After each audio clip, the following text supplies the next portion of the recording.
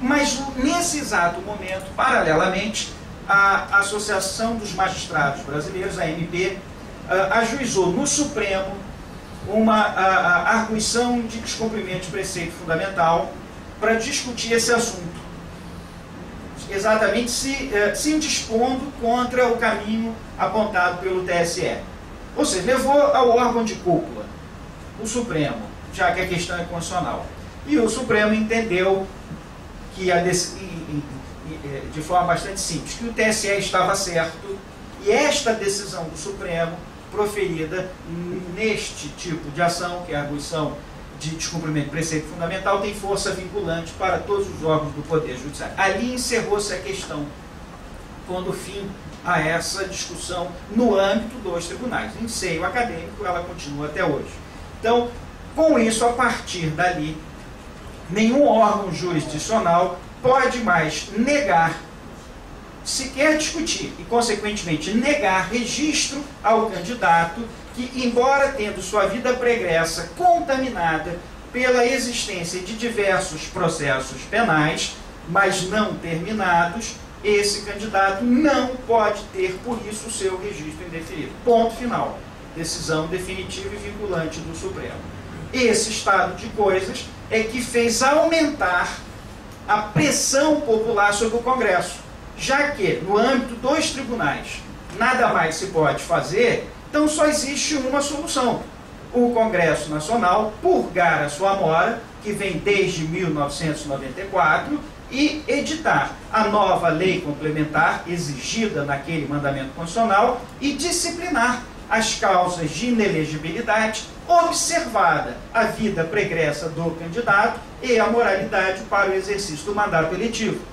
E é por essa razão, é nesse cenário, que houve essa demanda popular de mais de 1 milhão de assinaturas e que o Congresso vem estudando e que nós sabemos que não vai haver tempo hábil para essas eleições, mas que nasça essa legislação complementar para as próximas eleições e daí em diante. Então esse foi o cenário, ou essa é a história que vem se desenhando desde 94, com idas e vindas, com momentos bons, com vitórias e derrotas nesse caminho.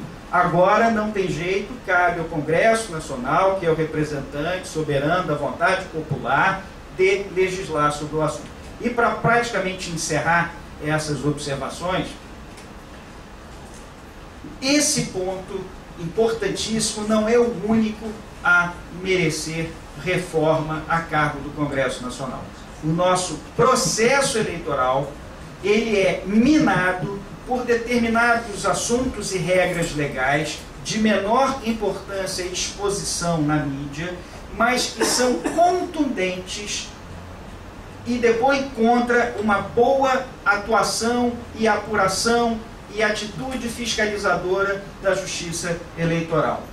São vários detalhes, muitos procedimentais, e por não terem esta substância fundamental das condições de inelegibilidade, passam despercebidas, a não ser no próprio foro de debates daqueles que integram o Poder Judiciário Eleitoral.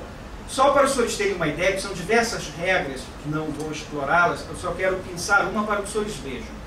A lei eleitoral, que ela é representada nesse aspecto basicamente pela Lei Geral das Eleições, que é a lei ordinária 9.504 de 97, nos traz um calendário eleitoral absolutamente esquizofrênico, irreal, quase que impossível de ser observado.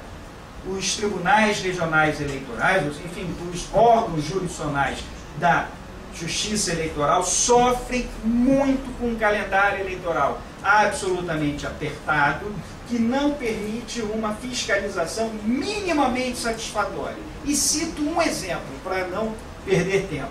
No caso da prestação de contas dos candidatos, as pessoas têm uma ideia. Pela legislação eleitoral, os candidatos eleitos no primeiro turno, 5 de outubro, têm 30 dias para apresentar as suas contas. E vou me ater àqueles candidatos eleitos. E que, via de regra, são os candidatos de maior campanha eleitoral exitosa, e, portanto, que via de regra, abarcam o maior volume de arrecadação e despesa.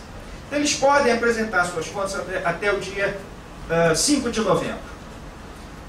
Esses candidatos têm que ter as suas contas apreciadas pela Justiça Eleitoral até, isto é o calendário, até 8 dias antes da diplomação, até para que eles possam receber os seus diplomas. Por este mesmo calendário, os candidatos têm que ser diplomados até, no máximo, impreterivelmente, dia 15 de dezembro. Então, se nós tirarmos 8 dias, já chegamos ali aos primeiros dias de dezembro. Então, nós temos aí 30 e poucos dias entre a data do recebimento da prestação de contas e a data em que estas prestações de contas dos candidatos eleitos têm que estar julgadas. 30 e poucos dias corridos.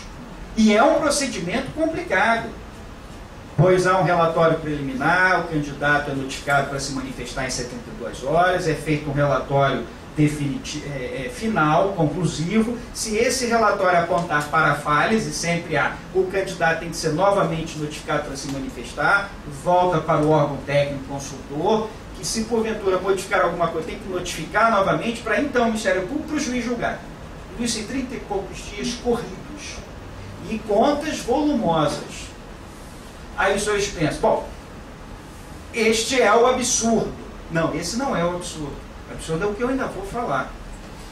Esse é o palatável, que ainda assim dá para fazer a toque de caixa.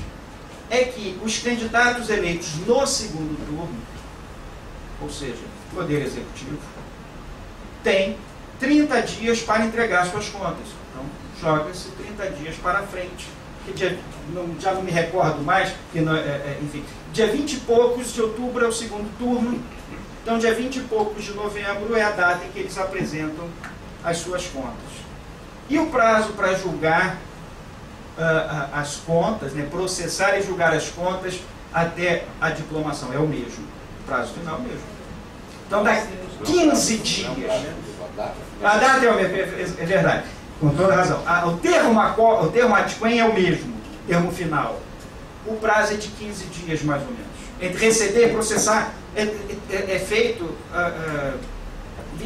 as pessoas trabalham 24 horas para poder dar conta. E por que assim? Por que não tem nenhuma lógica dogmática, não é uma coisa atávica? É porque a lei assim estabeleceu. É um absurdo que dificulta muito a ação fiscalizadora, muito. E esse é só um detalhe. O mesmo ocorre no processo de registro, em que os prazos são exíguos. Em suma, a legislação eleitoral está a merecer uma grande e profunda reforma.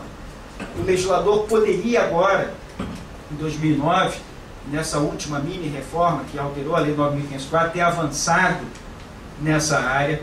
Não fez, melhorou alguma coisa em termos de propaganda eleitoral, em forma de arrecadação de fundos pela internet, algumas coisas boas, modernizadas. Mas em termos de melhorar e possibilitar ainda mais a ação fiscalizadora e de controle da justiça eleitoral, nada foi feito.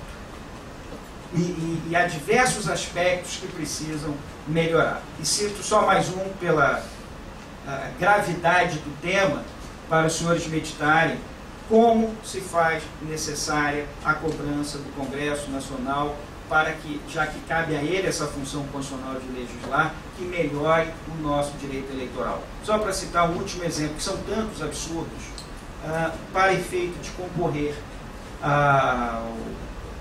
às eleições majoritárias, por exemplo, governador, prefeito, presidente, a lei eleitoral permite a substituição do candidato até as vésperas da eleição. Já é muito curto o período entre o prazo para requerer o registro de candidatura, que é 5 de julho, até a data final, passando pelas várias instâncias, que é meados de setembro. O prazo é muito curto porque vem uma quantidade brutal de requerimentos. Na próxima eleição, imagine cerca de 2.500 requerimentos para, em pouco mais de um mês e meio, analisar-se todos. Mas para efeito de substituição de candidato, que é perfeita, que a legislação permite, Para os candidatos que concorrem às eleições proporcionais, deputado, por exemplo, há uma antecedência mínima de 30 dias das eleições. Ao passo que, para aqueles que concorrem ao cargo nas eleições majoritárias, não há esse limite. Então, e aconteceu agora, algumas vezes nas eleições municipais, em que o candidato a prefeito, neste ou naquele município, por essa ou por aquela razão, renunciou, desistiu e é apresentado às vésperas um novo candidato.